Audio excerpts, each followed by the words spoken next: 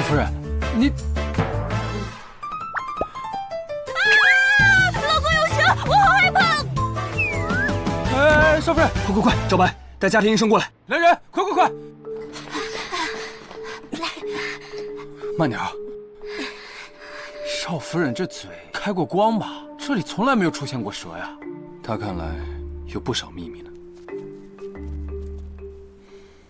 明明诅咒的是厉廷州，怎么突然报应到我身上？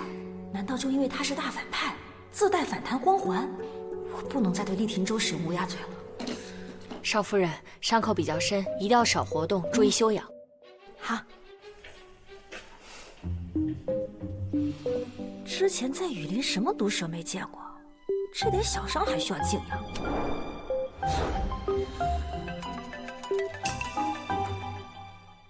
喂，你弟弟林浩初现在在我手里，给你半个小时，带50万现金来玫瑰酒吧，到点见不到你的人，我就要了他的狗命。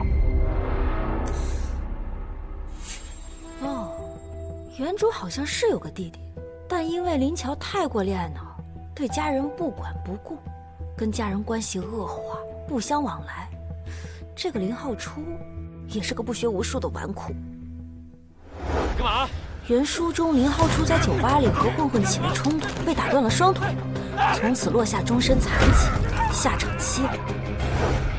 原来就是今天，唉，同为书中炮灰，既然我来了，那就救他一命吧。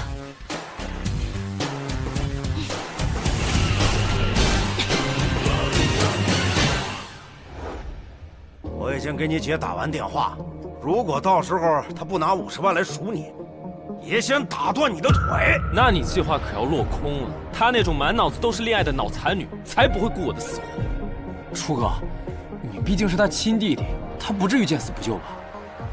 我林浩初今天就算被打断双腿，被乱棍打死，也用不着他救。今天要交代在这儿了。你不用等，他不可能会来的。你有种现在就动手啊！啊！呀，你小子还挺硬气的，给我按住了！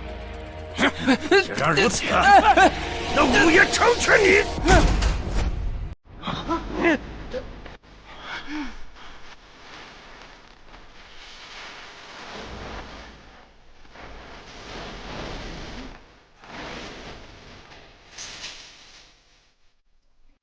Click to watch the full episode.